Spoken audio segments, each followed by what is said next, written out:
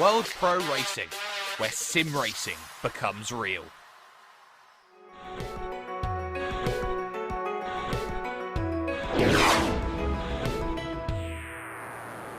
The project is race is born due to the situation, the current situation. We have decided following whole series they provide the e-race championship. We say that also Tato must be present and give the opportunity the driver coming from Formula 4 or other driver to have the opportunity to race with the e-race series.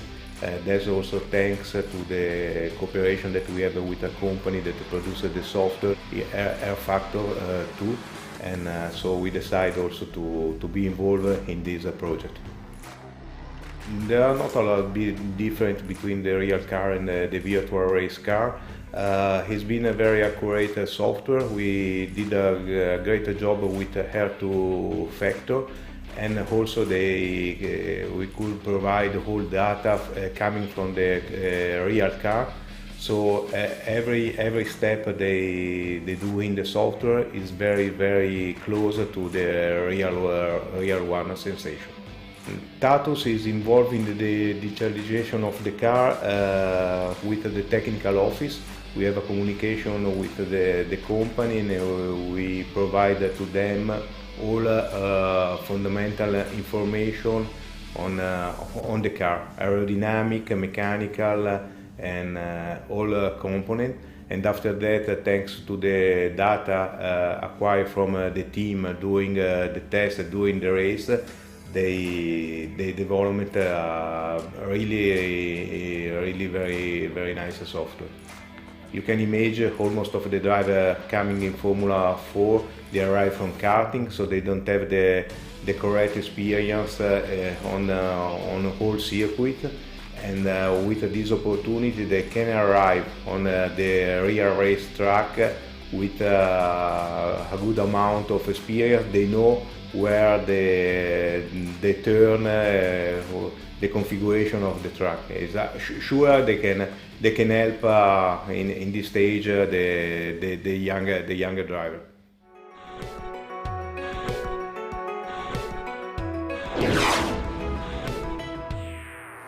The e-race project from our side was born in cooperation with Tatus and R Factor 2, which is the company who is dealing with the software. We felt the necessity to give the drivers a different way to race and to prepare the season before the start of the race on track. So we were asked to participate giving the data of the engines, so the power of the engines, the torque, and all the data which are coming out of the engines on track. We were very glad to participate because we as well felt the necessity to give all the drivers the opportunity to do something to prepare the racing in such a real way. The key factor was starting from the data that we collect on the tracks and that we collect on the dynos to be as much realistic as possible in the engine management in virtual racing. So honestly, the job was done in cooperation with all the engineers of Autotecnica Motori, which were giving a full data package to our Factor 2 in order to be as much realistic as possible in the engine management. I have been testing a car just one or twice in my life, but the sensation I had testing the simulator was exactly the same. So to me, this is a real training to racing on track, because the feeling you have is exactly the same. So in terms of sounds, in terms of handling, in terms of power, in terms of acceleration, speed, corners, and also the landscape you have in front with the windscreens and so on, it seems to stay in the cockpit.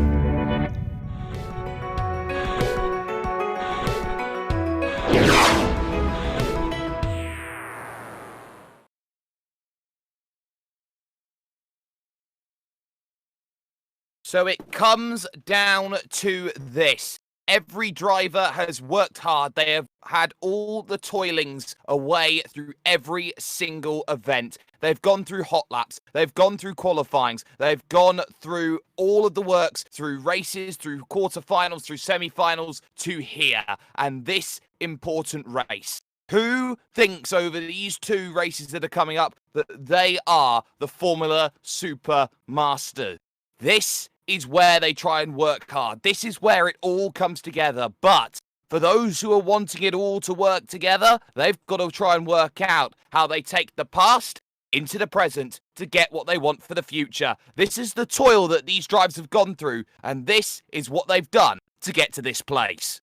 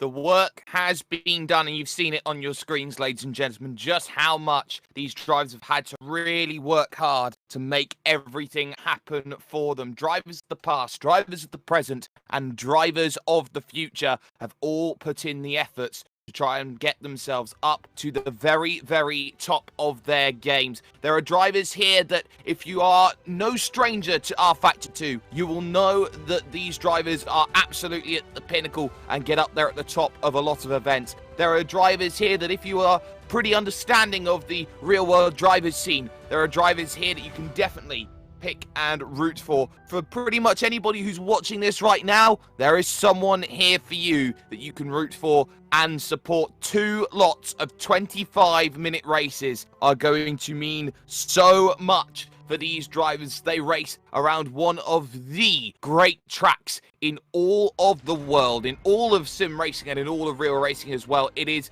this wonderful Imola circuit, which of course houses so much amazing racing action and is one of the true racer circuits that you find out there in the world. It's gone through many iterations of changes over the years, but what it has done consistently, time and time again, is that it has created great racing here. And in these Tortoise F3s, there's going to be a lot of interesting action that will go on in 2 sprint races, which are surely going to be must-watch for you out there as you all have a good watch. Don't forget, everybody, that we are live here on Sky Channel 228 at the moment, and as well, a massive thanks to those who are helping get things done for us here today, from Justin Mifsud and Nathan Mifsud, who are on broadcast for this one today, your Chief Race Director, Adrian Pagayo, and your Chief Steward, George Muscat. I, of course, ladies and gentlemen, am Jake Sperry here, giving you all of the coverage here today from this Imola circuit, which is going to promise some fantastic racing action and many places to get the moves done, and so many famous corners in the annals of history. The likes of the Variante Alta has been so brilliant. You've got so much that goes on, say, down into the Tamburello section. The Tosa hairpin is one of the most underrated corners in all of racing, and everybody has been sitting and getting themselves ready and waiting for this opportunity to come up. They've had to work for over a week to make sure that everything has come together for them here, with track and ambient temperatures at 29 degrees here today for the way that things is going to run. Bright and sunny conditions for the racing action, meaning there should be no interventions from the weather. This is going to be a strong challenge. 30 drivers will get themselves then the chance to call themselves the one out of the 30, and everybody who is sitting here waiting for this chance to just get going knows that through the work that has been done over the 2 races previous in the semi-finals, the likes of the hot laps that have come along, there's going to be some brilliant action that will be coming up for these drivers in the next few moments. So we're into a really strong place then for all of these drivers. They all know what they need, and what's going to be crucial now as they start up onto the grid is where everyone will start. It'll be David Levinsky on pole position, with Luis Felipe Capamajan alongside Andrei Zhivnov in third, with Ivan Barret in fourth. Then it's Yaslav Shetrivalov in 5th position, with Sebastian Ogard in 6th. Alessandro Perullo Ugo Chiu there in 8th position. Ujakukwu, actually, I should say. Pavel Balantsev starts 9th, with Theo Makuri in 10th position, and Pietro Deliguanti will go from 11th as we get ourselves a formation lap to get ourselves ready and going. Oleg Kamenev is starting from 12th position. You look back, Aldo Festante in 13th, Nikita Miliakov, in 14th, with Nico Gerler and Nikita Ataramov there in 16th position. Then you've got Callan O'Keefe 17th and Alex Dunn in 18th place, with Reha Abi in 19th and Benz Valent rounding out the top 20. And there's been drama already as someone has lost their rear wing on the run through towards Tamburello. So someone already in a bit of trouble. Lucas Romanek starts 11th, with Tiago Espana into 12th position, with Santiago Ramos starting from 23rd, and Konsta Lapalainen starting from 24th. Row 13 will see Tikon Karitanov there alongside Rodrigo Almeida, as well as the likes of Eric Zuniga in 27th position, and Pepe Knopp there in 28th with a spinner there towards the back. Nathaniel Thomas will start 29th, and that's Reynaldi Ado, who has spun without a rear wing there in 30th position overall. So drivers not necessarily having the best of starts then, with the formation lap catching a few drivers out. They'll have to come in and get some repairs then in the early stages. And remember, this is a race which will not have a pit stop, so they are going to be really falling back in terms of the way that the order's going along. And actually, this could be an incredibly long wait here at the line, as drivers who had waited to get themselves up into grid positions are going to be in a long wait for things. You've got some drivers, say at the front, like Levinsky, making his way down to the two Ravazza corners out on circuit. For Ado, who had the spinners, had another one. He's only at Piratella, so it's going to be a very long wait for the lights, as drivers' tyres are going to get incredibly cold as they will sit and wait up on the grid. And this is something that maybe drivers wouldn't have thought of. The engine's going to overheat the longer that they sit there. You can see Levinsky really working the tyres, trying to wait for the grid slot, and will go and get into his mark, and of course will be on the left-hand side of the circuit, right-hand side on your screen. And that, of course, is going to be massive because of the fact that he will have the racing line in towards the start of his racing, but he will very much be on the inside as well, try and cover off moves from Capamagian, the Peruvian, alongside. So all these drivers getting themselves ready and into position, hoping that they are going to be best placed for the action that's going to be coming along, and everybody knows that they have got to sit and just wait patiently, as some drivers are already not taking the best of runs. Callan O'Keefe is going down into the pits then, and will be looking for a new nose, and I think that's 1, 2, 3 drivers who won't be taking the start, maybe even a handful more, as they will have to take repairs then in the early goings and wait down at the end of pit lane. Nico Gerler is another one, and that was the wing that I saw off in the early stages. So dramas for those drivers. Gerler already back into the pits, Callan O'Keefe waiting, so the lights will have a long wait on them as Reynaldi Ado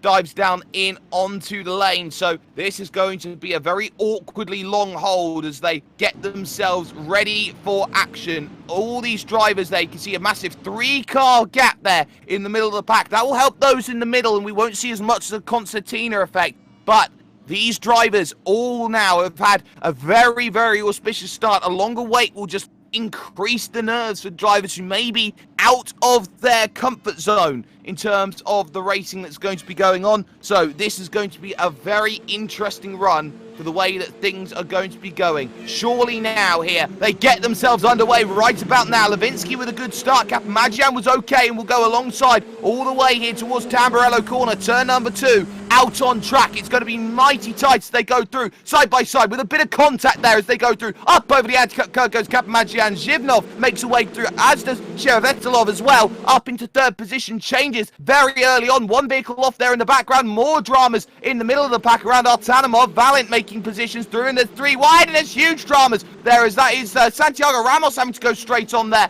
with a few dramas in the early stages. Didn't quite catch who else was involved, but crucially at the front of the field, it is Levinsky who has managed to pull away 8/10 off at the start after a very dangerous opening corners. Capamagian back down to 7th, and here's the battle for 8th place just behind. Alessandro Perullo trying to find a way through here on Ivan Barretz, and will get the position up at Piratella, and suddenly there comes Artanimov there as well, as drives behind that. It's Deliguanti there running wide, and it's all about Piccadilly Circus behind, because there is battles up, down, left, right, centre, every which way you look. Drivers running a bit wide, running into troubles in the early stages. They now pretty much look like rat race at this moment in time, trying to make sure they get one up over the other to gain one position in the early goings then of this one. Some great battling though going on here as Alex Dunn and Bence Valent trying to have this scrap going on right now in towards the Ravazza section on track. On the brakes, who's going to be the latest on? Oh, that's straight on there, and that's 2 positions lost. Perullo out though. Perullo is out, and what has happened to him. It was issues down at Ravazza corner. He was in 8th position as he run into the back of someone potentially there. On the brakes, trying to get the car slowed down. On the brakes he went in through the first Ravazza without any real worries at all, and then that's it. Bang, gone. See you later there. So that doesn't work out at all for him moving forward. So Levinsky leads 1.2 seconds down the road at the moment. Zhivnov in 2nd position with Shevritilov in 3rd position, looking for this second right now. Moving to the outside, try and get it done at Tamburello. Always a tough place to get it done on the outside, but now trying to come up and under once, twice, and now here comes thrice, trying to get this one done. And you can see a good run then as they will head towards Villeneuve. Will this be defended as the Shevritilov will now try and just sit back and wait for a better opportunity to really come up. McCurtis losing a position, but look at this going on for 9th place as here comes Artanamov with contact, and there he goes around there. I believe that would have been Kamenev there, just dropping back a few places, and there's another driver there in the grass struggling there. That would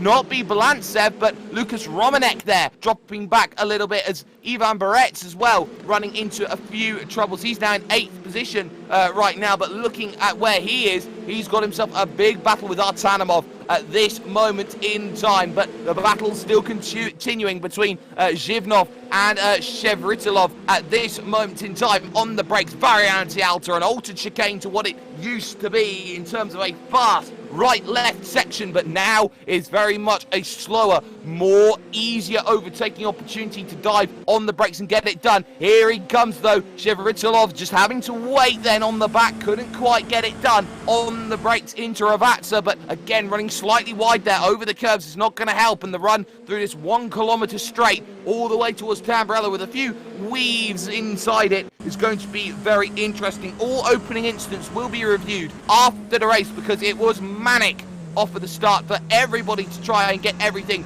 going on forward. That is direction from the race stewards. Balantsev though in the scrap right now with Oleg Kamenev and Lucas Romanek as they are looking to have a 3-car scrap in towards turn 2. Who's going to be latest on the brakes? Balantsev seemingly having it at the moment, and Kamenev actually, just doing a good enough job to hold on to position here. It is already lap 4:25, so it's well worked at the moment as they head up the hill towards the Piratella corner, out on track at the moment. So for the time being, it's going to be all about now patience, but patience will only get you so far in the middle of the field. Right now, Levinsky out and away to the tune of 2.5 seconds at the moment here at the front as things continue to battle. I've just had a look as well in terms of Sebastian Ergaard's pace, and he's absolutely flying. His lap he's just done previously was a 38.3. Compare that to Zhivnov, a 39.2. That was almost a second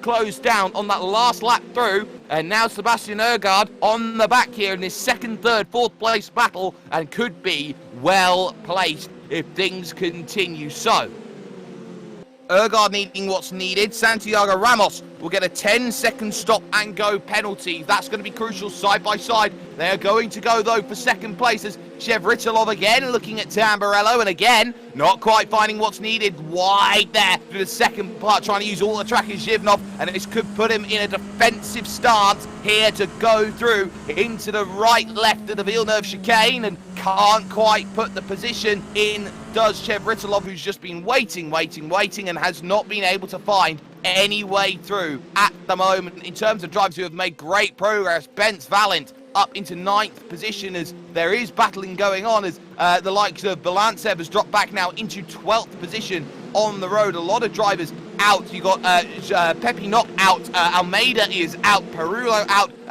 AB is also out. A lap down at the moment is Karitanov, and also the likes of Deliguanti down on the lane with Santiago Ramos also 1 lap down as things stands at the moment. All car going miles off in the background. Is that Romanek? It is. There through Piratella, pushed way too hard through that section of road, and there's Barretts, who was trying to go around the outside, ultimately finds himself on the anti-cut curb on the outside, almost skateboarding his way through that section with no way to close down the gaps through. So Ivan Barretts now down into 16th place. Not ideal at all by the way that things are going, but now the run set up perfectly here in the battle 2nd, 3rd and 4th. Look at how aggressive Shevritilov is looking on the back of Zhivnov here, looking to the outside at the moment. That will turn to the inside as they get themselves to Tamburello, and there's not much you can do from this position. Zhivnov on the outside has now got to be brave on the brakes here. On they go, and just about a little bit of contact going through, but that is position lost for Andrei Zhivnov. He drops back now into third position. Can Sebastian Ergaard now start to really push and put the momentum on? This is a lunge down to the inside, trying to get it done at Villeneuve, but again, using all of the road, and actually too much wide onto the gravel, and Zhivnov loses 2 for his troubles as Ugo Ugokchu also manages to pick up a position as well. So that's going to be key for Ugo, up into 4th position now on track. So now all of a sudden Zhivnov back down into position number 5 here in this race. It has been a very hectic start in the first race of 2, as drivers have all been looking to try and get themselves into the best place possible to move on forward in this event right now. So drivers looking for where they are going to filter out right now. Nikita Artamonov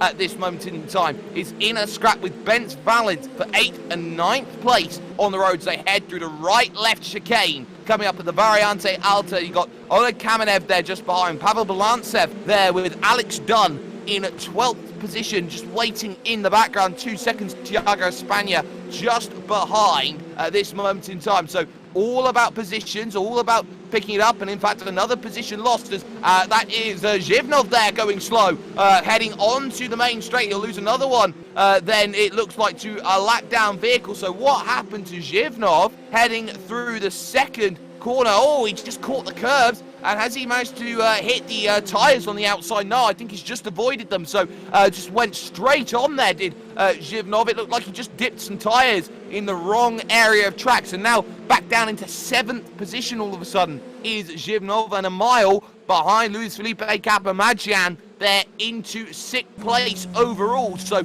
there are the troubles of the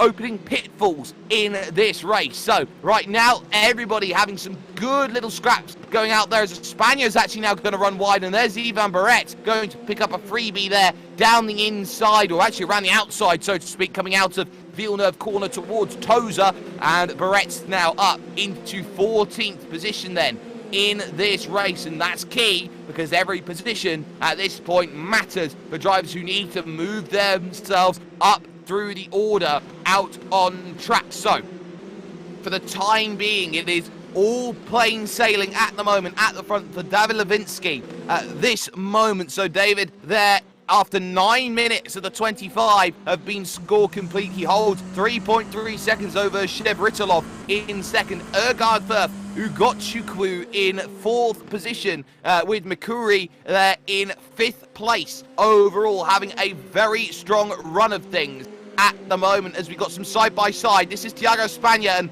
Lucas Romanek trying to dive down the inside, locks the front left, but gets it slowed down anyway. That won't do the tyres any good on the fronts, but ultimately a good position made. Thiago Spagna back down then into 16th place as their battle now will head for the front stretch as they move on just a little bit more forward into this event. Car off in the foreground. Didn't quite exactly catch who that was. I think that may have been a vehicle a lap down. It could have been Deliguanti. It was Deliguanti actually who's off there in the gravel and trying to get back on the road with a little bit of trouble. Has he got himself the way to go through? Well, he's letting all the traffic go through, so that's one way to be good lap traffic, I assume.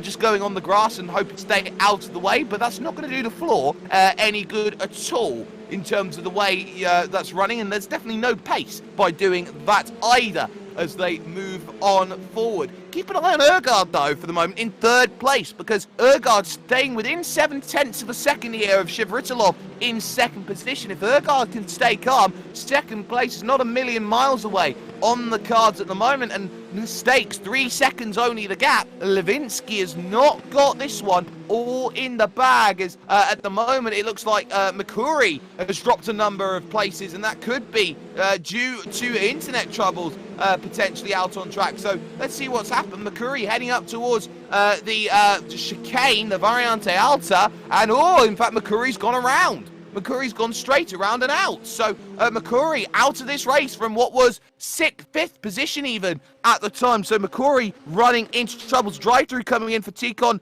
Karnitinov with the incident with Eric Zuniga out on track. So that's not going to be ideal at all for the driver who's already one lap down here in this event. So that does shifty up the field. Zhivnov back into 6th, Artamanov there in 7th, Valent up into 8th, Kamenev 9th, and that's Balantsev now trying to get up into 9th. He's in 10th place at the moment, but look at this, right underneath the gearbox. But there's the draft coming in from Benz Valent. That's not helping. On the brakes maybe into Villeneuve. That's been one of the prime places. It will be defended through the second part of the chicane, and that leaves open up opportunities too wide into Toza. Around the outside's difficult, but can you put the power down on the exit? Out of road is Pavel Balantsev. The alleyway ultimately ended in a dead end as they went on through that section. So now more waiting, and a daring move at Piratella. It's not the corner you tend to go too wide at. It's a one-line suits-all corner that is all about carrying the momentum down into Acque Minerale, which is absolutely fantastic in terms of what that does for a driver's sense as you go down the hill, turning and braking at the same time. It is a truly frightening corner as they headed through that section of road out on track. But for the time being, it is all happening at the moment behind Alex Dunn as well, because there's Ivan Barets in 12th place trying to get back up through the order. Nikita Miliakov there just sitting and waiting in 13th, and Alex Dunn's playing the long game here, let both drivers through, feeling like they're quicker, just going to try and play the long game, run the own race that Alex Dunn is at the moment. And here comes the move for second as Shevritilov having to defend hard from Sebastian Ergaard into Tamburello. No chance of a move there, but the more they fight, the more they're going to be losing positions out on track. That's the worry here. They're at the halfway stage of the race, 13. The 25 minutes already scored, as now behind that's Balantsev through on Kamenev, then up into 9th position out on the road. So good battling then up and down the field, but Ergaard now starts to think about looking for a move. The second position now, they've already dropped 7/10 on this lap alone as they head through the left-hand bend, and that's Miliakov there dropping a place. In fact, dropping more than one place. That'll be 2, that'll be 3 positions gone off wide down at that is Villeneuve's chicane as they went on through. So how did Miliakov drop all that? On the brakes he went. He caught the anti-cut curves, both of them in fact, and has done so well to not actually find the tyres there on the outside. So a huge off. You can't be aggressive around this track. Anti-cut curves are there for a reason. You do not take liberties when it comes to the Imola circuit. So drivers in all sorts of trouble up and down the order then, as positions have been dropped time and time again. But for 8th place at the moment, it is on Benz Valent. There at the moment has himself mirrors full of Pavel Balantsev down the inside and gets the move done down the hill at Ravazza. And it's such a tough braking zone because gravity does not help you through that section here in Italy. So that is Balantsev now up into 8th, Valent 9th, and 10th position Oleg Kamenev still, but in a prime place to try and hope that a move can be done at Tamburello. But the draft coming back for Benz Valent is not going to be doing too many favours. In fact, Valent thinking about coming straight back there at Tamburello, not quite finding it though on the brakes, and it will be a waiting game once again to hope that the opportunity comes by in the final 10 minutes of this one out on the road. Romanek in 13th, currently under pressure. This is Miliakov trying to get the position straight back again and ultimately not finding it through that section. And Kamenev down the inside actually has got it done. Has even Barrett stolen one as well on Benz Valent there. That was down at Toza with a fantastic move under braking. Valent now has had to cede the place and is back into 11th place, so has lost that top 10, which has been so vital for the way that the race needed to be run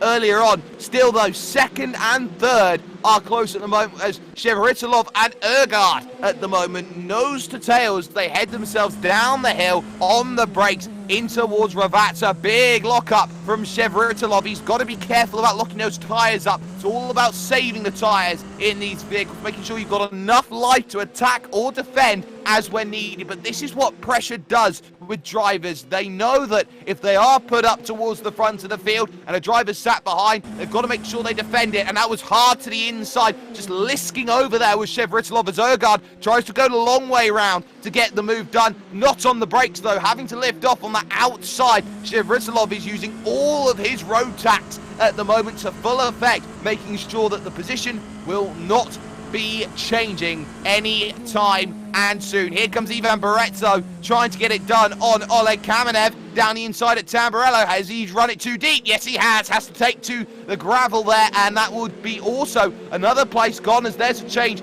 behind as Miliakov deals with Romanek, but crucially it is Ivan Barretto who ultimately has to drop back now into 11th behind Benz Valent, and that has been the story of Brett's races. In fact, he gets a storming run coming out of Villeneuve, a mistake from Valent there, and it gives the position back. Alex Dunn there sitting in 12th place, knows that he's got to try and get a move on in the not too distant and future here in this race. What is worth noting, though, is that Shevritilov and Ergaard are actually dropping time here to Ugo Chukwu at the moment, as Kapamadzian's actually closing down that gap to Ugo in 4th place. Kapamadzian has got the gap down to 0.8 of a second, and that's a scary process. Kapamadzian is someone who absolutely loves racing on R Factor 2 and has been up there. Balantsev getting the move done, and that's Artamanov there running wide, and that is 7th position now for Balantsev. Artamanov down into 8th, and Kamenev trying to find a way through into 9th place. But look at this from Artamanov trying to go back. He's gone straight on. There's been contact there as Kamenev ran into the back of driver of same livery colours, and that was not ideal at all. Let's get a replay, see exactly what happened there. So Kamenev there just running it in too deep, everybody playing chicken with each other, and well, who jumped off the cliff? It was everybody at that stage, everyone hitting the brakes. Nope,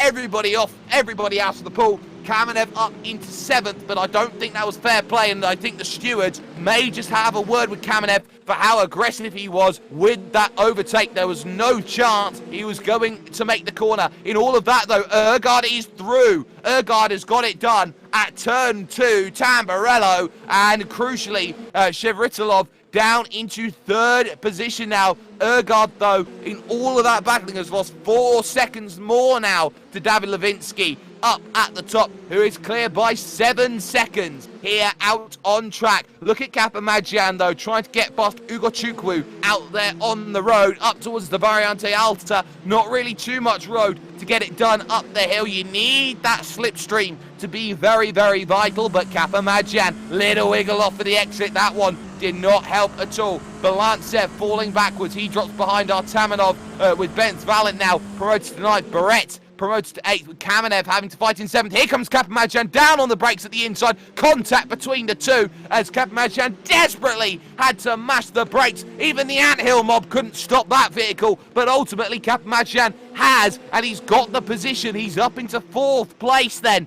is Kapamadzian, with not long remaining in this race. 5 minutes soon coming up on the clock, and this is going to be the key. It's all about getting the moves done late. You're into the crunch time section. Now moves become so very, very vital. Ivan Barret's now for 7th, trying to find a way past Kamenev, and they're going to go side by side over the stripe, looking for their run. You can see there, not much at all between them. There was 5 thousandths over the line, and Barrett has got the move done down on the inside, and that was a fantastically easy move to get on happen. You could even put that picture in the encyclopedia of textbook overtaking. That was how good Ivan Barrett was to get that move all sorted. More battles in the background, though. Lucas Romanek at the moment has himself in the mirrors of Alex Dunn, but ultimately can't find anything in terms of the move at the moment. So sitting, waiting, chance will have to come by at a different time. Up the hill out of Toza, they are nose to tail once more, but not close enough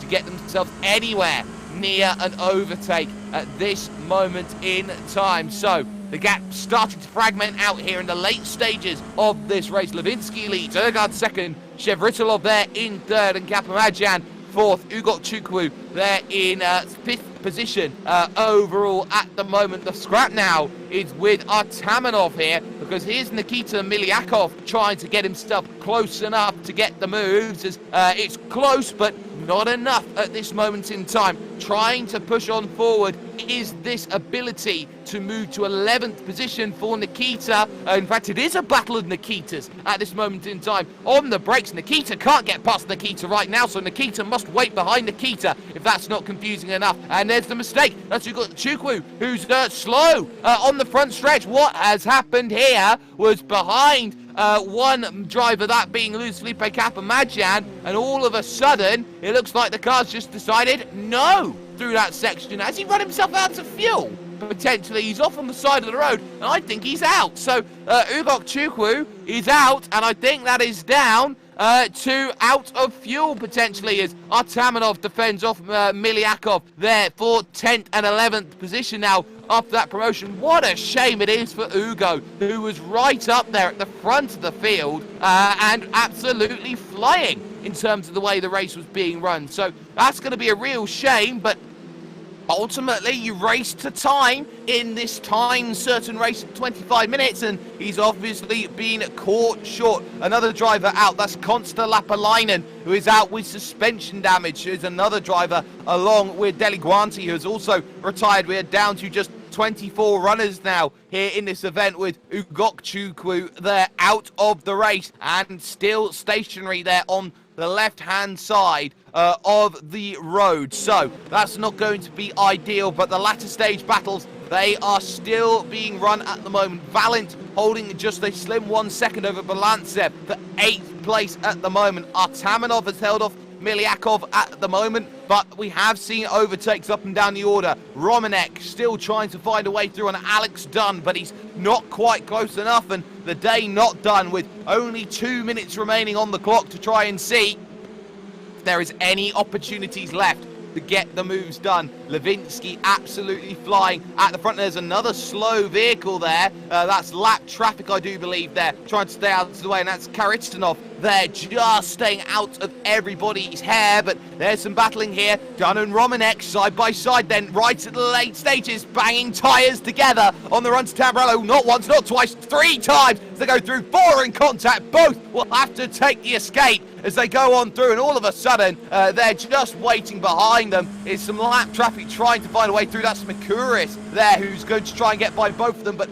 obviously he can't encroach really too much on this battle unless he thinks he's quicker. But there you can see, wide running one Mr. Romanek, and there is Alex Dunn trying to go around the outside of Toza, and he's going to run out of road trying to get that one done. Makuris is going to vent himself away into the battle. That's not going to be part of the plan. Very late stages now of this race. A handful of seconds remaining then on the clock. David Levinsky will have himself surely one more revolution of this circuit to go. As this race continues, he will get to the line, which is a little bit later than what people expect it to be. The line is here where the start line is. One final lap then of Imola remains. The top 3 look very much plain and sailing at the moment, but Bent Valent has lost the place to Pavel Balantsev and has done so on the run up towards the Variante Alta. So on the brakes down the inside, this is a good move by Balantsev to get it done, and he gets himself through on the first curve, and there's not much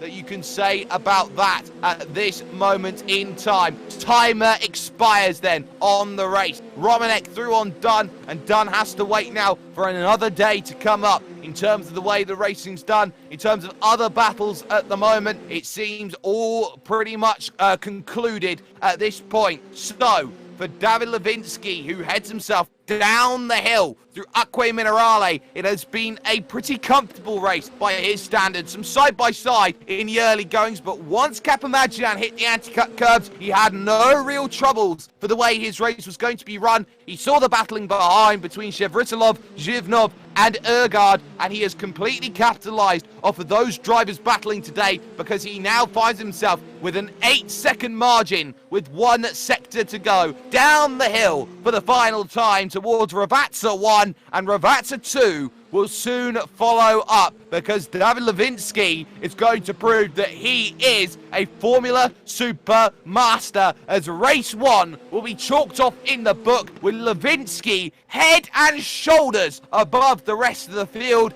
He will win here at Imola in a dominating display. Ergaard will come home second, and Shevritilov is slow, out of fuel, coming to the line, so it will be Kapamajan stealing it here as he comes on through. Shevritilov will lose fourth position as well. Has he got enough to get himself over the line? Well, you can see here, Ivan Barets is going to come along and is probably going to steal this one as well. It's a slow death for Shevritilov, and ultimately just a few meters from the line, trying to get the last gasps of fuel out. Shevritov's going to drop back. Kamenev in 6th, Balantsev will get 7th, Valent in 8th, but look at Shevritilov right now. It is the most painful picture that he will see. He's got the fuel numbers calculated wrong by a couple hundred meters, because that vehicle is going to pull right over to a stop. Just a few meters short of the line. Shevritilov will be a non-finisher.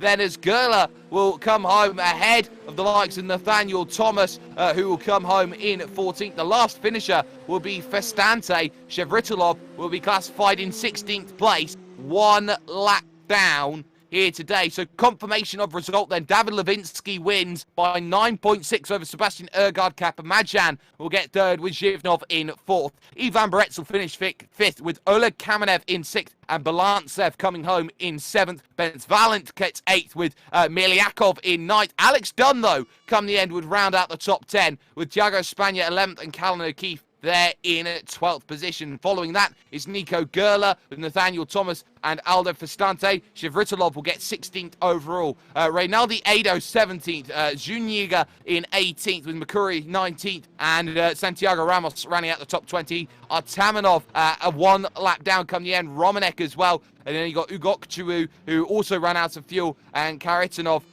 there in 24th position, 3 laps down. Lapalainen, Delaguanti, Nop, Almeida, Perulio, and AB also all out. But we are going to step aside for a moment here, and we'll be back with more after this.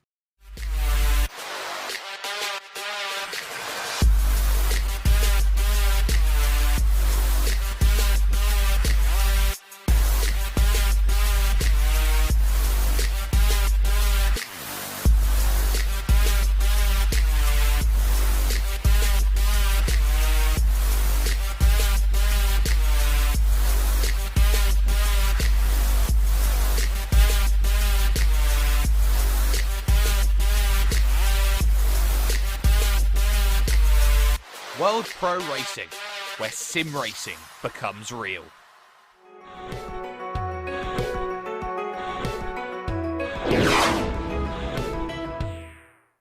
Hi, my name is Rainier Butler. I'm the business manager at Studio 397, the developer and publisher of the racing simulation rFactor 2.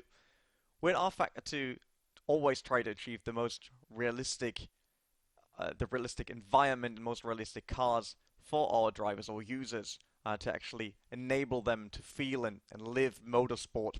And for that, we need the right partners, and we have been quite happy to be able to work together with Titus to bring their amazing lineup of open-wheeler Formula race cars to rFactor 2 and bring the chance to everyone out there to actually go through the ranks of such amazing cars. Quite tricky, I can tell you that.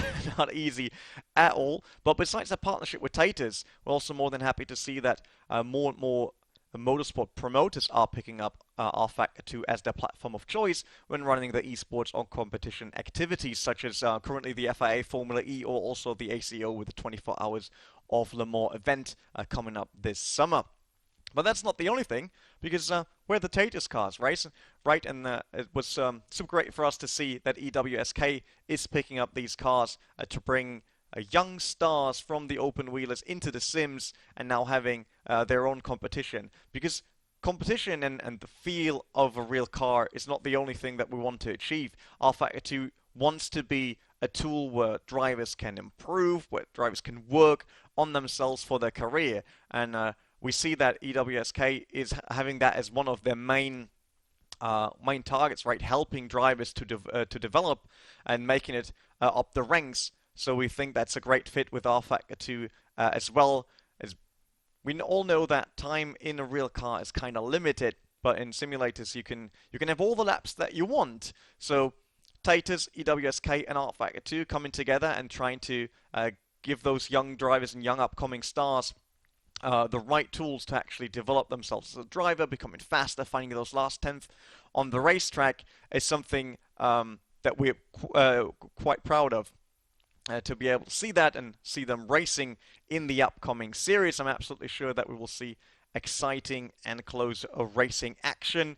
We hope there will be more and more racing action for everyone out there, not just for the EWSK drivers, but everyone else that's interested in Taters cars or in these kind of competitions. One of the unique features of this competition is also that the fastest lap will actually be presented as a hot lap video with explanation of how it's done, and that just shows how important it is for EWSK to not just have a competition, find the fastest driver. We know that's what motorsport is all about, but also helping the other drivers that are not there yet, not having pole position, to actually develop and find those last tenth also in the simulator to later then go on to the real race cars and do the same there. So we share a lot of the goals with EWSK here at Studio 397, which is why we're so happy to see this competition coming to life. And the upcoming championship will be something that we have our eyes on, and I hope that you guys out there will enjoy that a lot.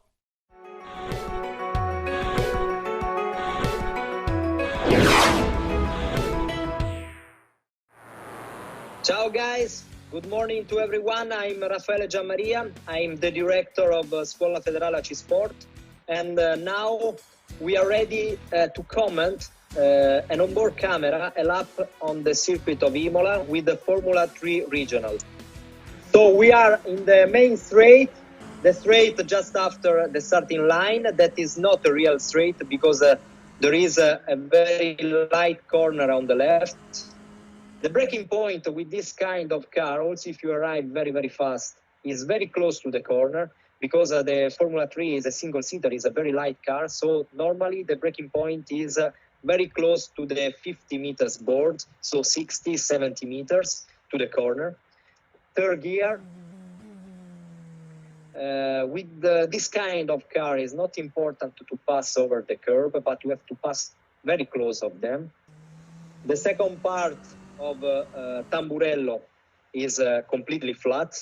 It is not important to pass to exit in the middle of the exit of this corner because you can approach the corner on the left full throttle. Also, if you exit very, very wide, so on the left. The Villeneuve is a very difficult corner because there is a change of direction, and in particular, when you turn on the left, the car became very, very light.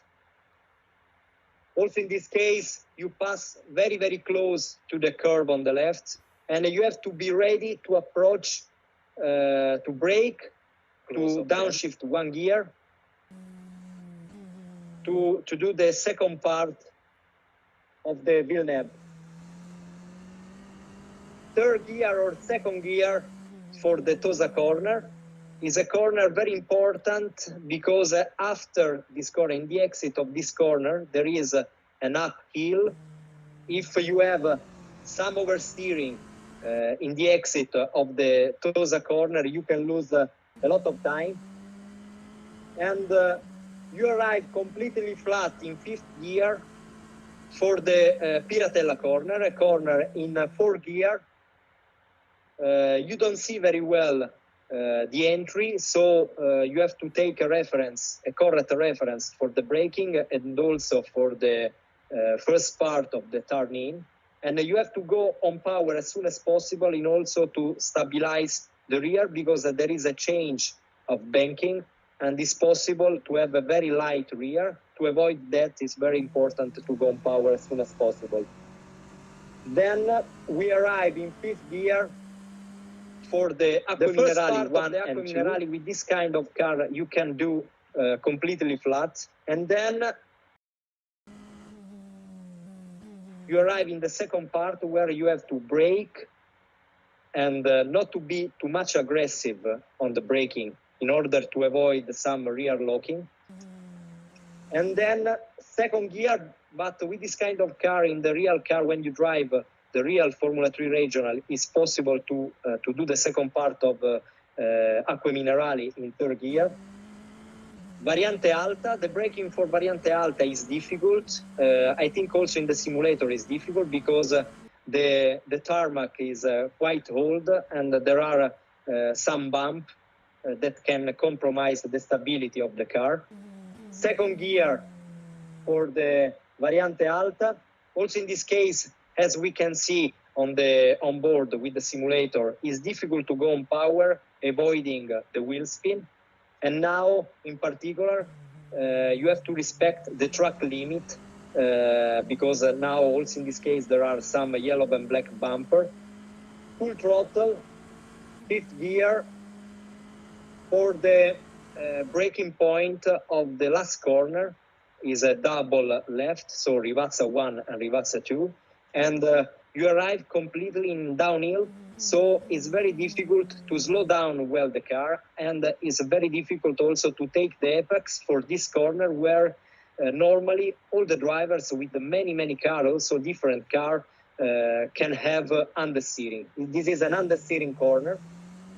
And then the last corner before the long straight, where all the drivers must take care of the exit in order to be as fast as possible for the main straight. At the end of this big long straight, it's possible to do some overtaking. So this is a lap of Imola with the Formula 3 regional. And so I wish you the best race. So good luck, guys. Enjoy and see you on track as soon as possible.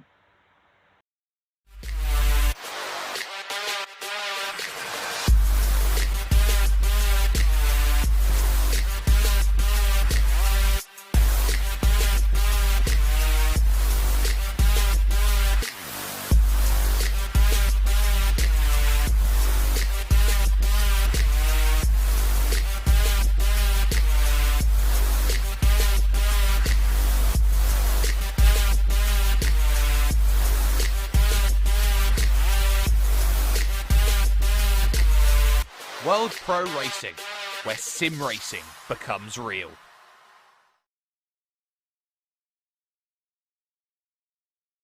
With the first race, a huge hurdle out of the way. It was one which was fraught with excitement, fraught with danger, ability ranging a little bit, but the one thing that did stay the same was drivers having to give absolutely everything. And it was all about Lewinsky in that opening race, walking away with a runaway win. But the second race is going to be the one that is going to be key, that is going to be vital, because that's the one which everyone will remember. Who will walk out today as the Formula Super Master? That is the question that many a driver will be looking at and saying, well, the first race was just a sighter, and it's very much a case of, say, like football, where you say next goal wins.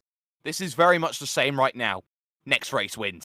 That's what everybody will be thinking right now. Yes, but one more race. Next race win. Drivers will be looking to try and put all their eggs in the basket, and those who did not have the results that they wanted will be now looking to try and get the results that they needed here out on circuit. And every driver knows better than anybody else they've got to be absolutely on top of their game. Another 25 minutes, another race to be had, another big battle that will be formed. And there are no guarantees when it comes to this race that the drivers who are best placed at this moment in time in the opening race are going to have the same luxuries in the second race, because of course they've had to do two separate qualifying sessions. There'll be two different grids to how they lined up between race number 1 and race number 2 as well. I'm Jake Sperry, for those of you who do not know, and there's a lot of people who have been working incredibly hard, toiling away behind the scenes. The likes of Justin and Nathan Mifsud have been on the cameras for this one, with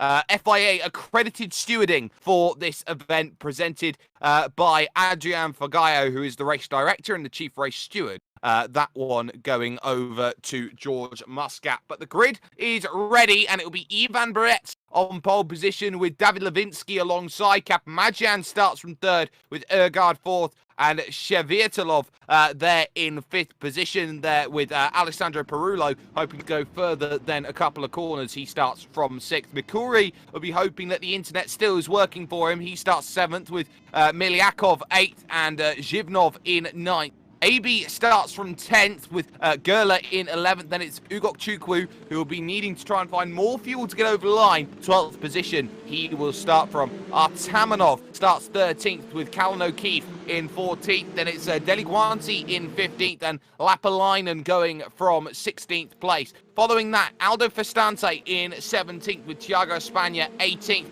Alex Dunn 19th and Bent Valent starts from 20th. Joseph, or Pepe as he is known, not starts from 21st with Rodrigo Almeida 22nd and Santiago Ramos in 23rd. Romanek going from all the way back in 24th with Reynaldi Ado 25th. Eric Zuniga in 26th position with Nathaniel Thomas in 27th as Tikhon Karitanov starts 28th and Oleg Kamenev will go from the back in 29th position overall. Crucially though, a front row start is going to be part of the offing for David Levinsky, who will be wanting to go back-to-back, but Ivan Barret made great progress in the late stages of the race, made some good progress, and of course we haven't seen the full potential of Luis Felipe Capamagian after his issues at turn 2 out on track in the opening race put him out of position for him, but still able to get a podium. Sebastian Ergaard, though, is the driver in 4th position that I want to keep an eye out on. This is the dark horse for the race. Someone who could very easily turn up and threaten those at the front. Looked like he had some very good early to mid-race pace, but of course, early to mid-race pace means one thing. It's all about the whole 25 minutes here in these Formula 3 vehicles as the Tortoise cars will all push themselves over towards the Ravazza corners to try and get themselves going. Worth noting that a couple of drivers are going to be down on pit lane. Shevyetelov is one of them, trying to practice the start, but ultimately at this moment in time, a lot of drivers down the lane. Actually, Callan O'Keefe and Aldo Festante taking the decision to come down onto the lane. So what has happened here? Both of them are going to be waiting. So there's 4 in lane and they've actually hit each other in the lane. So that's very, very interesting as they're all practicing the start. So that is not kosher, I think, for a few drivers out there. But those who are taking to the grid are now going to be looking for their grid stalls and will be looking for a good run of things here out on track. So they're going to be hoping that everything's going to line up perfectly. Drivers pretty much nice and neat. And in fact, having to reverse back slightly there is Ivan Barret, who just slightly overshot his mark. So big gaps then approaching in the field as drivers will look to try and find their marker. Where's my marker? My marker is here, is where a lot of people are. And I think a lot of drivers will see the gaps in the field and go, oh, good, some space to go out there and attack. And if things go wrong, space for the driver behind to go out there and attack. So keep this all in mind. These drivers will need to be aggressive early if they want to get the positions on the drivers that they want. Barrett's on the pole, Levinsky alongside. Watch out for Capamagian as well in terms of the way this race is going to go for him. He is someone who has a lot of experience, but time will be 25 minutes put on the clock. And once the light procedure starts, we'll get ourselves ready for racing action. Here we go. There's a jump start in the back, but they get themselves going and someone's not gone, and that's Mikuris, who's not gone off at the start. Good start from Barret, though. Completely clear, and Capamagian fighting for second. Once again, it's a mirror of race 1, it seems, at the moment, as they go through Tabaran. Oh, one off already. Deliguanti there, in all sorts of trouble, able to keep it going. More contact, though. That's Artamanov there going into the gravel there in the early stages. A big disaster then. Off at the start as they went on through the opening section of road. So dramas already for a couple of drivers in the mid-pack, but they have all managed to survive apart from that at the moment. So somehow everyone is managing to avoid Makuris. He's now fighting with the Spaniard at the moment. There's contact through Toza once, twice, thrice as they went on through that section. But the opening lap, seemingly at the moment, it is clean at the front. Barret, Levinsky, Capamagian, Ergaard and Miliakov with a great run. He's already up into 5th place. Perullo's gone nowhere. in 6th. And there's Zhivnov under pressure from Nico Gerler, trying to find a way through in 8th position, up to try and get 7th. Not happening. Ergaard struggles though through the Aqua Minerale, and that is a couple of positions that is going to be hard fought to get back for Ergaard. He's now in 6th place, trying to get back into 5th as quickly as possible, but crucially, Ivan Barrett had the start that was wanted, that was needed, and they are still fighting in the back, as here's Lucas Romanek, who is right at the back. He's past Pepe Knott, but at the moment, you've got Bent Valent, who's having to deal with the battles at the moment. On the brakes they go. Not quite close enough, but now Romanek looking backwards at Knott, and not quite close enough. It's a wall of pink that's trying to get through at the moment. 1 lap, already score complete. Kapamajian with a great run here on Levinsky, trying to get himself up into 2nd place. Can he get the move scouted? No, but they are fighting behind. It's the likes of Deliguanti trying to go to the outside here of Nico Gerler. They run into each other, and Gerler's going to take him out. They spear around. 1, 2 vehicles involved. They all scatter in 6s and 7s, and the aces and 8s of it all say, well, nope, you haven't come up trumps this time. So now big dramas in the middle of the pack as they all try and final for position. There's Alex Dunn trying to find a way through. Contact there with Thiago Spanier as they go too wide through that section. The Spanier in the number 1 machine, ultimately coming out 2nd best at the moment with that battle through Toza, and it's going to be hung out to dry like yesterday's washing, as Deliguanti's going to take advantage and dive down the inside and get the move done. So that is well placed, well played as they went on through. It is a huge gaggle of cars back here in the mid-pack as they go on through, and it stretches all the way back to Nathaniel Thomas in 18th place, who's going to maybe drop back to 19th here, as through is going to go Santiago Ramos then in the early proceedings then of the race. So it's all happening up at the front, at the rear, sorry, but at the front it's all nice and calm at the moment. The front full split by 2 seconds at the moment out on track, and suddenly the battle for 7th as well, looking a little bit feisty here. Reha Abe there with Andrei Zhivnov, with Nico Gerler and Konsta Lapalainen there just waiting in 10th place. On the brakes they go, into the left, and there's a huge lock-up train coming along, and there's a dive down the inside there, as that is Eric Zuniga there making the move on Lucas Romanek, and Romanek with a little slide through the second Ravazza puts himself under pressure from Thomas and Ramos as they make their way through to the next section. Look at this. Are they going to thread the needle, maybe go 3 wide? Oh, this is so aggressive on the defence. It's a butt draft going through. Are we in NASCAR? No, we're not. We're in Formula 3s as they go on the brakes in towards turn number 2, Tamburello. Fantastic battling as they go on forward. Look at this around the outside from Santiago Ramos, and there goes the battle. It's all gone wrong for Romanek, and he'll lose one to Karitanov as well in the scrap going on out on track, so not ideal. Abe has lost 2 positions, and it could be a little bit of issues for Lapalainen as well, as Dunn, who's trying to find a move through Deliguanti, trying to get in, but here's some side-by-side in front almost. Zhivnov and Gerler trying to go up in towards Piratella. Not quite close enough at the moment. Wide goes Levinsky, though. Just caught my eye on that one. He ran wide there at the what would be the Aqua Minerale section, the second half of that complex, where you really have to slow down and turn and pivot the car up the hill. On the brakes goes Levinsky, and he just ran wide and he got away with it, but he can't afford to do that too much. The limits will come back to bite him if he doesn't quite get himself right there. So, for the time being, Levinsky in second. There's Kapamajian in third. Ivan Barets, though, has led every lap of this race so far, with Miliakov there in 4th position. Fighting, though, going on a little bit further back. This is Pietro Deliguanti in 12th place. Oh, has he run into the back of Alex Dunn? He has. Dunn's gone off. Dunn's going to slide. Dunn's going to just about keep it level going through that section. He's done well to keep that in a straight line, but look at how much it's killed his run, with Joseph Knott going through the position, and now here comes Bent Valent and Eric Zuniga trying to go through contact as they go side by side now towards Tamburello corner, and on the brakes they go. Who's going to be the best on those brakes? The last of the late breakers is going to be Eric Zuniga. They're moving forward as now Santiago Ramos sits behind, hoping that 16th place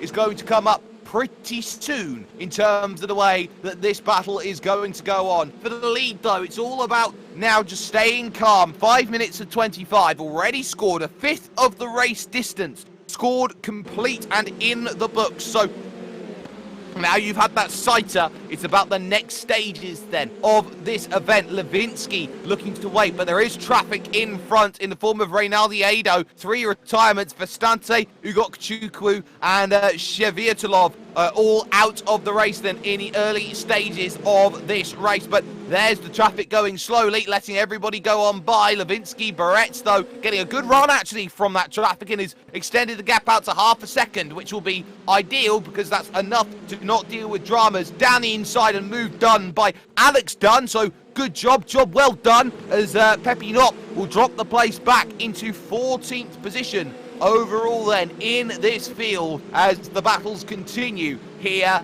at Imola. Gerler close to Reha Abe in the scrap for 8th position on track, and ultimately 0.8 of a second it was over the sector last time, but he has certainly closed up a lot more than that. It looks like it's 0.3 of a second now between them, and it is 3.5 as they get on the brakes in towards turn 2. Is there going to be anything close enough? Not yet, but it's all about waiting. And here's the battle for second, and into the gravel there goes Kapamagyan. He's gone around. Kapamagyan's gone around, and he's in the wall. The front wing has come off, and Luis Felipe Kapamagyan, thinking about second place, has gone and lost it. How did that happen between them? Kapamagyan down the inside at Villeneuve. On the brakes he went, and was he pushed out of room as he went on forward? Oh, he wasn't really given much space there on the outside. You could say that much. He was entitled to some room in terms of that battle. He got fully alongside, but Kapamagyan now all of a sudden out of the event at the hands of David Lewinsky. So Ivan Barretts suddenly with a 1.5 second margin at the front of the field over Lewinsky, and that puts Miliakov there in 3rd position. Ergaard in 4th and Perulo in 5th place at this moment in time. Some vehicles running a little bit wide, and that was not there struggling at Acque Minerale, just putting all 4 tyres off the road. Can't afford to do that too often at the moment, but you've got this battle going on behind him right now. A huge lock-up there from Santiago Ramos, trying to get the car slowed up at the Variante Alta. There's no Variante Bassa, so to speak, anymore. That's more of a motorcycle-style chicane, but there is a change of position as Gerler's through, and I think that's Lapalainen through as well, and Reha Abe. So Reha Abe drops 2 places down at Ravazza, all courtesy of Nico Gerler making the move down the inside, just waiting to the last possible moment. In fact, he's tried to get it done the long way round. I think Reha Abe's just run wide, has he? Yes, he has. So more dramas, though, as Lapalainen trying to find a way through at turn 2. Oh, runs into the back of him. Reha Abe just about keeps it on the island, but look at this. That's a push to pass if ever I saw one. Here looks Lapalainen then coming towards Villeneuve, and all of a sudden having to defend hard as De La Guanti wanted in and was forced to take the Ryan Hunter Ray line there. There were 2 tyres on the grass trying to find a way by, but ultimately could not do so. On the brakes into Toza corner now they come along, and no more changes of places. Karitanov comes down in, makes a stop, and we are down to 23 runners then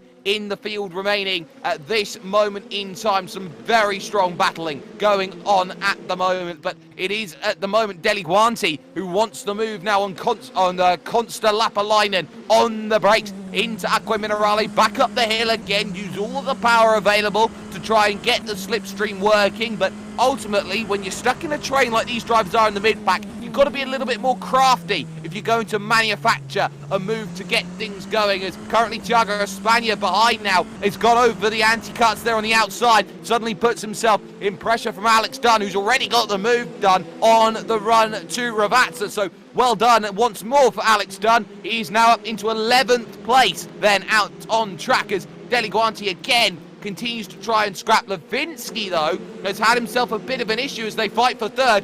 This is Sebastian Ergaard trying to find a way through on Nikita Miliakov, and is not going to find it then through turn number 2 at Tamburello. We'll have to wait for the Villeneuve chicane to come along. I will note that Lewinsky is 3 seconds off the race lead. I think he's run wide somewhere in the final sector of the track. So Miliakov all of a sudden under pressure, but it is David Lewinsky now who's given a huge gap. That's a lunge, look, from Sebastian Ergaard, but he can't quite find it, so he'll be playing the waiting game just a little longer in terms of the way this race is going. not ideal at all in terms of the way that their battle has been gone, and penalties and time penalties. So those are two very distinctive things they'll be looked at after the race. As Alex Dunn up now into 9th place overall. Deli Guanti's had a moment, and they're side by side as Constant Lapalainen wants to get it done around the outside. Contact, they've locked wheels as they go on through, and both of them off, spinning, spearing, saving, both of them as they keep on going. How on earth did that happen? It looked like they locked wheels coming out of Toza, they did, and then up the hill, it was 2 positions for the price of 1, a buy one get 2, 3, you could say there for Alex Dunn, and then suddenly Thiago Espana gets 2 as well for the price of absolutely nothing, moving through the position. So there's Joseph Knott, who's managed to get through as well on Constant Lapalainen. Lapalainen all of a sudden backwards into 13th place. How unlucky at that moment in time for him. So gap coming down at the front of the field. It has been 2 tenths every sector for David Levinsky. He's caught a 3-second gap down to 2.5, and he runs slightly wide over the anti-cut curb.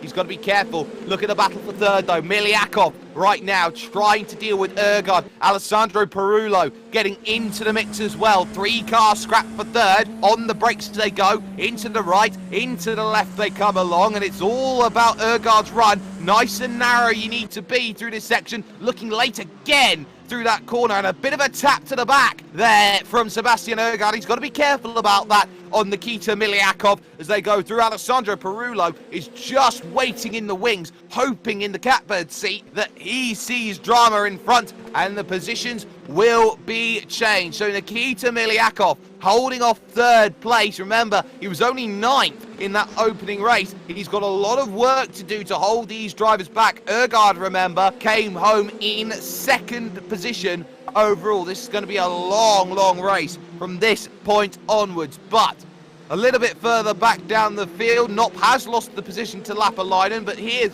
Santiago Ramos trying to get through for 13th place now, with Eric Zuniga, Benz Valence there.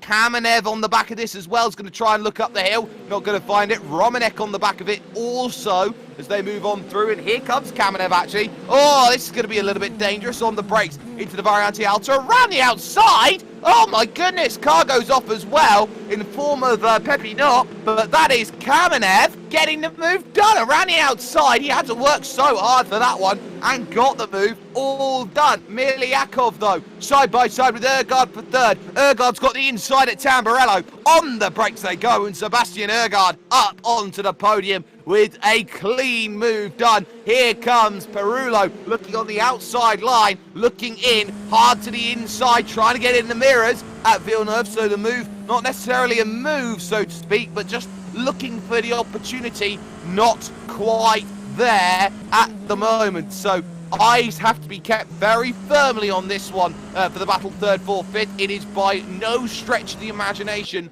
over as things stand. Still that battle goes on for 14th place now. Look at this, it's 2 wide as they go through. Kamenev down the inside of Benz Valent now, and pretty much, oh, drama's 2 off, and Kamenev's going to be in the wall, and there goes the front, there goes the rear, and there goes the progress, and surely there's suspension damage now on that vehicle. It stayed surprisingly intact after that contact, able to slow it down enough through that section, but that did not look nice for Oleg Kamenev as he went on through at the Villeneuve chicane. It has been a sore point of contention for so many drivers over the course of this race, and so many have fallen foul of it in these races so far. But crucial to keep in mind the gap at the front of the field. Ivan Barrett is being closed. You can see just behind how close that gap is. What is it down to now? It's still 2.6. It was down to 2.1. Half a second lost by David Levinsky.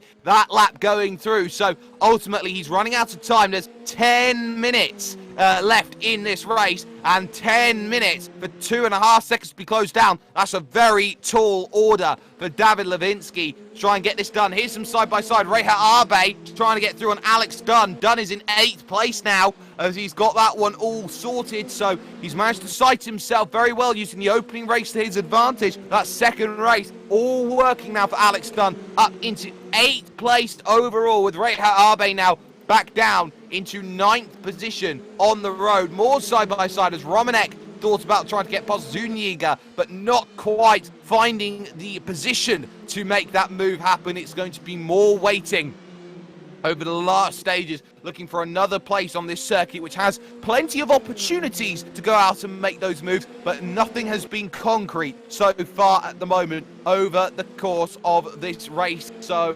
far. Gaps starting to elongate, and here's a key one.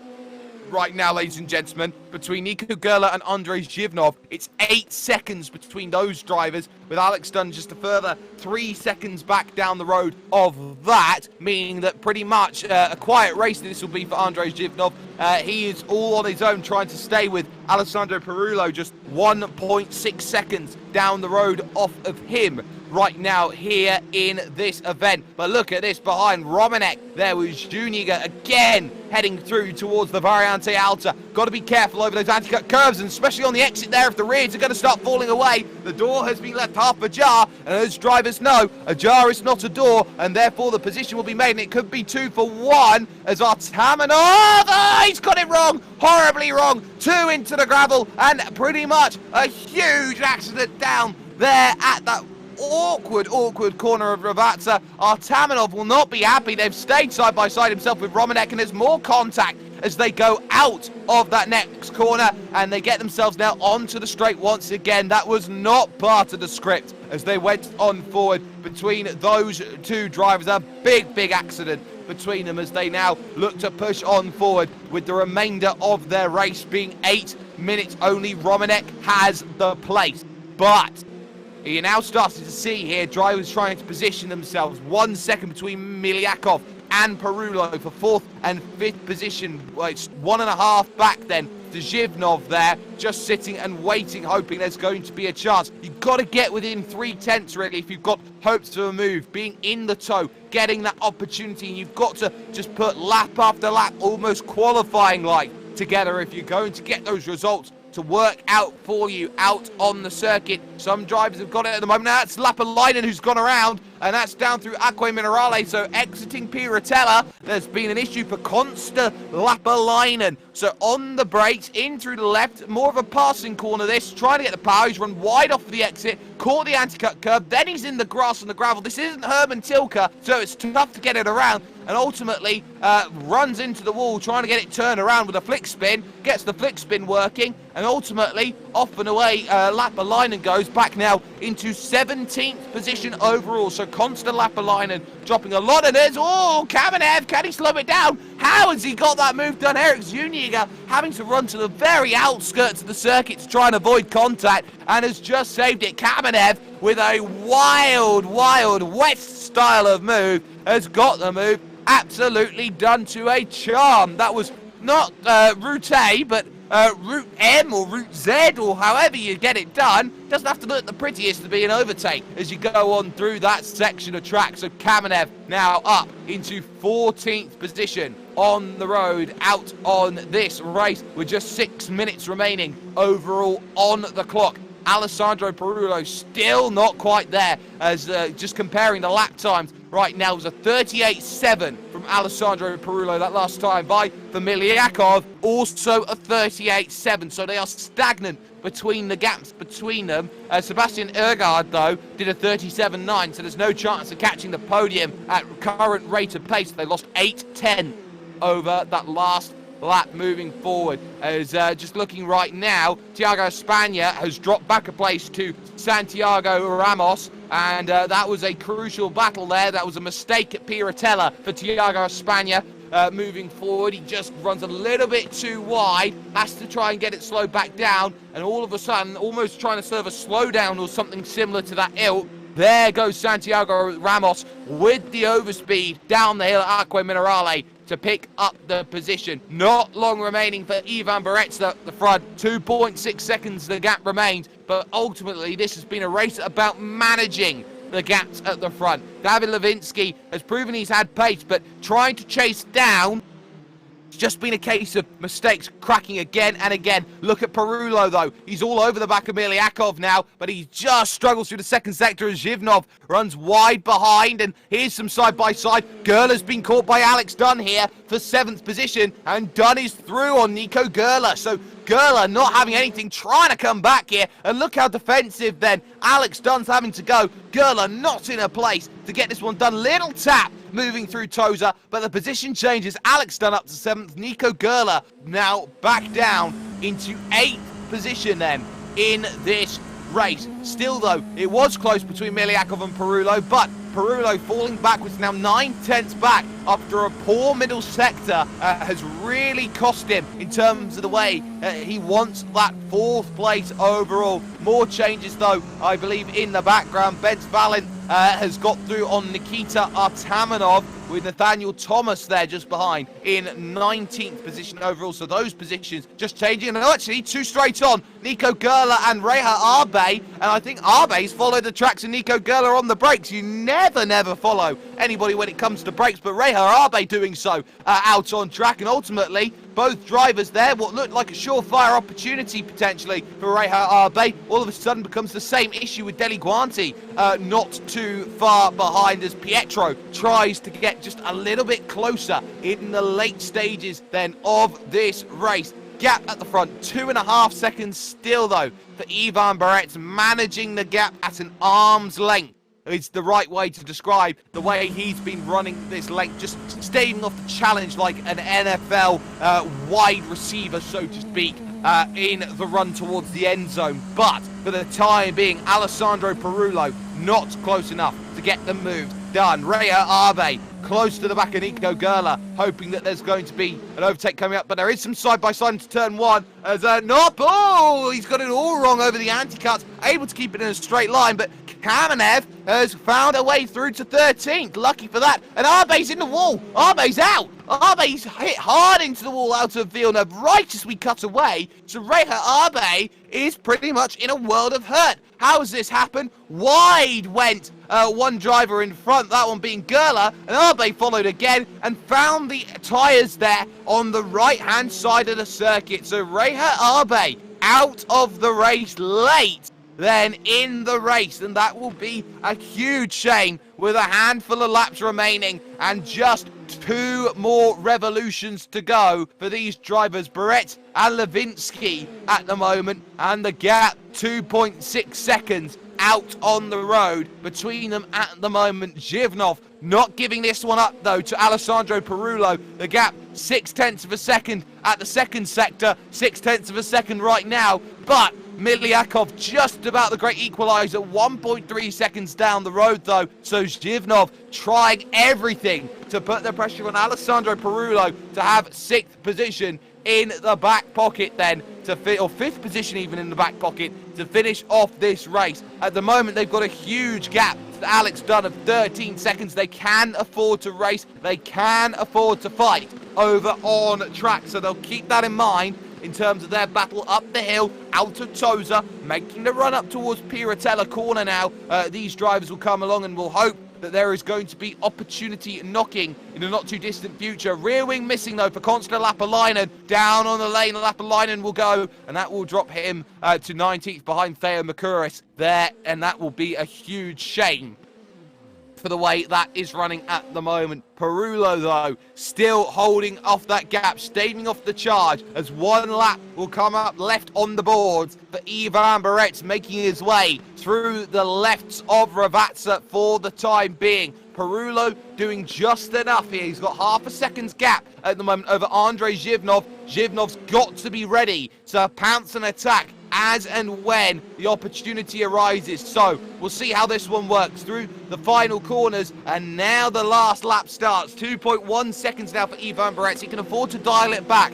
Questions though for a few drivers have been the fuel. The fuel numbers should be fine. If they've learnt already for the first race, they can have the numbers calculated nicely for the second. Perullo closing back to Miliakov to 0.8 of a second, and so very crucially Zhivnov is 0.8 of a second back as well, so the gap's extending and decreasing, and Deli Guanti's got the fuel wrong. He'll have to come down in for a splash and a proverbial dash to get himself over to the line. So that's not ideal there for Deliguanti. He's got it all wrong in terms of strategy then, and that will cost him a top 10 finish out on track, as there's Thiago Spagna trying to go through, and Deliguanti slow to get on the uptake. He'll be in 11th place then, as this race is coming very, very swiftly to a conclusion. Not close enough for 5-6 in terms of positions changing. Miliakov is desperately just trying to get home. He knows he's only got this final lap to go, and he's trying everything he can to get there. But ultimately, it is the race of Ivan Barret at this moment, down the hill for the final time, and it was very much a mirror image of what happened to Lewinsky early on. Saw the dramas happen between Lewinsky and Kapamadzian, took full advantage, built the gap, and Lewinsky couldn't close it down in time.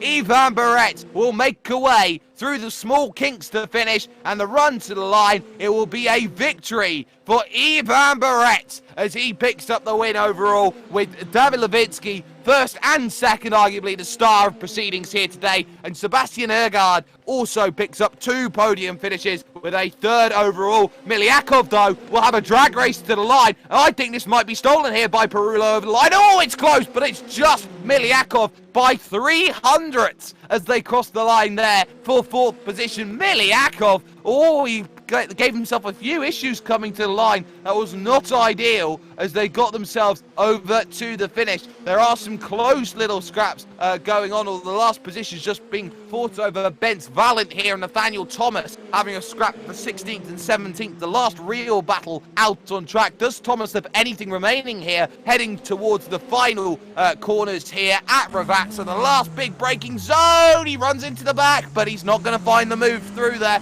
Nathaniel Thomas locked up both brakes trying to slow the car down, ultimately unable to get that one working, but he'll try and get the runoff for the exit here. Now, how good is the speed? And you can see Thomas trying to go for that outside contact once, twice, moving forward, out of road though at this stage, and well held. So confirmation of result then. Ivan Barret wins in 26 minutes and 18 seconds. He wins by 2.7 over David Lewinsky, with Sebastian Ergaard in 3rd position. Nikita Miliakov in 4th, with Alessandro Perullo 5th, and Andrei Zhivnov in 6th place. Alex Dunn finishes 7th with Nico Gerler in 8th. Santiago Ramos comes home 9th with Thiago Spagna rounding out the top 10. Oleg Kamenev from the back of the field gets 11th place with Joseph Knopp in 12th overall. Eric Zuniga there in 13th, with Nikita Artamanov in 14th. Then it's Bence Valent and Nathaniel Thomas, with Theo Mikouros in 17th. Pietro Deliguanti is a lap down in 18th, with Tikon Karitanov 19th, and Costa Lapalainen 2 laps down, not making it to the end. A lot of retirements in this second race. Lucas Romanek, Reha Arbe is one of them. Rodrigo Almeida, Luis Felipe Kapamadzian from 2nd position, then the likes of Reynaldi Ado, Yaroslav Shevritilov there with drivers not making the start, including Ugokchulu, Festante, and Callan O'Keefe as well, running into a few trouble over the course of racing proceeding today.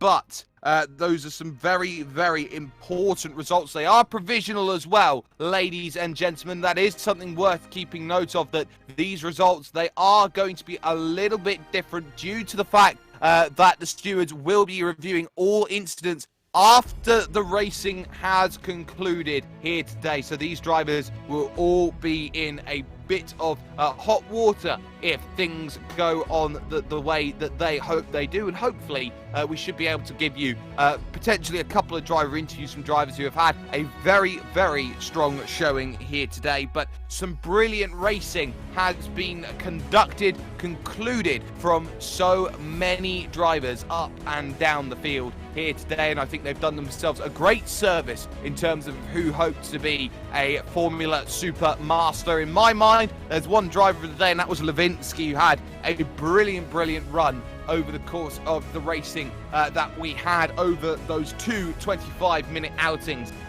today in terms of the track. But of course, a lot of help has been done behind the scenes, ladies and gentlemen, and it couldn't have been done without these people, of course. Both Justin and Nathan Mifsud have been directing on the cameras for this one today. We've had the likes of Adrian Pagayo, the race director. He'll be looking at those penalties along with George Muscat, the chief race steward, very, very intently after the racing action here today. But for the time being, it seems like a lot of drivers had everything and a little bit more to go and work with out on track. Some brilliant work had been done, and ultimately I do believe we are in a position where we can start to look at the curtains closing on performances here today. Some brilliant work once more had been done, and so much more can happen with World Pro Racing. If you haven't already, like the socials on YouTube, Facebook, Twitch, anywhere you can. Just make sure you give your love and support as much as you possibly can. From myself, Jake Sperry, what a races that we have certainly had. David Levinsky, though, he shone brightest first and second. He had a wonderful run in terms of the way things went. And also you have to look at Ergaard as well as someone who was a shining star today in terms of performances then in this race. We will speak to you very, very soon with more brilliant action from World Pro Racing. Well, on cue, we were going to wrap things up, but we do have Ivan Barretz here. So very, very quickly, there is Ivan Barretz joining us. Ivan, that was a very interesting race for you at the front. You had control of it from lights to flag, but ultimately you were kept honest all the way. Yeah, it was intense, especially first couple of laps. I was just watching the mirrors, you know, every turn, because the guy in second was just on my diffuser basically the whole race. And the thing about this track is that you have a giant straight on the start finish, so you have a lot of room to get the slipstream and to overtake. So it was just a matter of getting out of the slipstream basically and trying to make a gap. Well, trying to make a gap you did, and you managed to get through on a Levinsky mistake to move out to 3 seconds of a margin, a very strong margin for you that you were able to hold and construct over the race, and surely part of a result which you could be very happy on in that second race after having to work incredibly hard in that opening race to really make up positions to get inside the top 10. Yeah, race 1 was eventful to say the least. Well, I didn't help it by making a lot of mistakes, so for race 2 I decided to work on that, trying to be more consistent every lap and just drive the track without mistakes. And it's not an easy thing to do here in Imola, because you have to attack all the curves, and these cars aren't really known for their ability to stay stable on the curbs, so it's a track which breeds a lot of mistakes normally. Well, this is a track that does make mistakes, and quite a few drivers found themselves in the retirement section in this race. In terms of, though, this Imola track and how difficult it is compared from real to virtual, you've got a circuit that very much is going to be all about battling, is all about opportunities to find moves, and with 3 or 4 very good overtaking places to get it done. There was one prime place where everyone was trying to get moves done today. So in terms of how you had to scrap, how you had to defend, how different did it feel maybe than getting inside a real vehicle? Oh, I don't think, well, first of all, I don't have any experience in the F3, so I can't say 100% accurately. But even compared to my fighting here in F4, because I did drive a race here in F4, it's very similar. It's all about setting your car up to be in the right position in the right time, and making the overtake when you need to. Sometimes people get carried away with trying to dive bomb into very difficult positions, but you just have to be patient on this track and wait for the opportunity to come where you can easily overtake. For example, on the main straight, and after the second chicane into turn 6, for example, is also a really good opportunity. Well, the floor is yours, Ivan, in terms of shout-outs and sponsors. Anyone you'd like to thank after picking up a race victory in the second race of the night? Let's think. Well, I'd like to thank my brother, first of all, who has actually participated in the race, Nikita Milyakov. We did quite a lot of practice together to get on top of the pace, because our pace wasn't really on top in the first round at Adria, the qualifying race. So we worked together a bit on that, and yeah. Some brilliant work then for you. Ivan Barret's picking up the win in the second race. The winner in the first race, though, was David Levinsky. He picked up 2 podiums today, and he stood by with me right now. David, that was probably the race that you were expecting, or the races that you were expecting here today. 2 podiums, nothing to shake a stick at, especially after a runaway race win in race number 1. Yeah, race 1 was pretty much perfect. I drove really consistent and I had good speed, but in the second race I made a little too much mistakes, and yeah, that cost me probably the win for race 2. Well, it was some great battling that you had in the early stages of race 2. You were put under the cosh pretty early on by Luis Felipe Capamagian, but crucially in terms of how you had to negotiate the battles behind, you saw dramas happen when you were side by side. In terms of how that move happened at Villeneuve, what was your perspective of what happened? Yeah, I think going for a move there was a little bit yeah, not the right place to overtake, and yeah, he was on my left side and then we touched, and then yeah, I think he was just yeah, not the perfect place to overtake, so yeah. Some brilliant battling that you had, and in terms of actually the EWSK coming into rFactor 2, so much support available with the Tortoise vehicles that go along, and with all of the tracks that are available. Surely you feel after race victories like that that maybe rFactor 2 may be the platform of choice for quite a bit longer. Yeah, I think it's a good simulator. I haven't driven it that much, but yeah, I also don't know how it's compared to real life, because I only drove in karting, so yeah, but it feels good. Well, a star of the future, David Levinsky, seemingly is at the moment. Before we let you go, shout out sponsors, anyone you'd like to thank? I don't know. I don't have...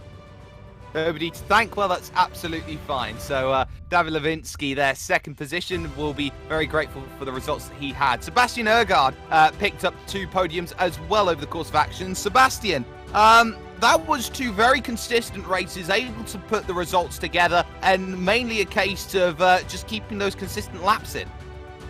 Yeah, first of all, my pace was very good. Unfortunately, in the second race, I had a leg spike, which cost me 3 positions. I was in the top 4, and then suddenly I was P7, so that's unfortunate. Well, it was unfortunate, but getting yourself back in for 2 podiums was absolutely fantastic. In terms of the way that these vehicles are set up, it seems like there's a lot that you can adjust and a lot that you really need to keep an eye out on in the late stages of racing. So in terms of how that really felt compared to what you normally tend to do, many differences from what you saw? I mean, first of all, like the setups are fixed, so there's not that many things you can do in the race. Only brake bias, but yeah, I think it's good that it's fixed and this like equal for everyone. Yeah. So some brilliant work from you, Sebastian. Before we let you go, very quickly, shout out sponsors, anyone you'd like to thank? Yeah, I want to thank all my sponsors, of course, from real life, because they're the reason I am where I am now. So yeah, thanks to them. Well, Sebastian Ergaard picking up a 2nd and a 3rd. Luis Felipe Capamagian with a good run to 3rd and a non-finish, though, in race 2. Very, very quickly, because we've only got a minute left, Luis. Race 1, very good. Race 2, not so much.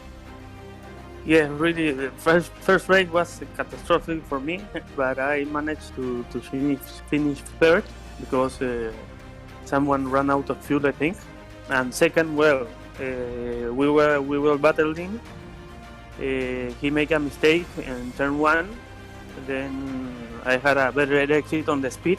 I put the car over the side, and well, contact, and I went to the wall. Well, that was not quite ideal. We are out of time though, Louis, so a good job from you. But ultimately, a massive thanks to everyone who's helped us out. Levinsky shines brightest, along with some brilliant work from Ivan Barrett and Sebastian Ergaard as well, with 2 podiums. We'll see you very soon with some more World Pro Racing action, some brilliant racing throughout the field.